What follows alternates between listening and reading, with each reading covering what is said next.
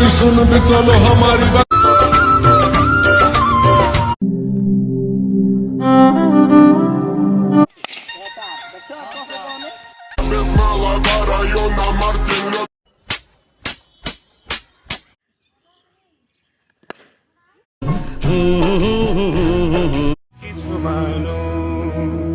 গরিব মিসকিনদেরকে দাওয়াত করে খাওয়াবেন।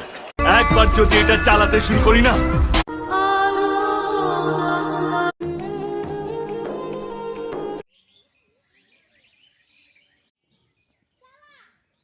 কিছু কিছু বড় ভাই আছে, ঠিক আছে, এগুলা।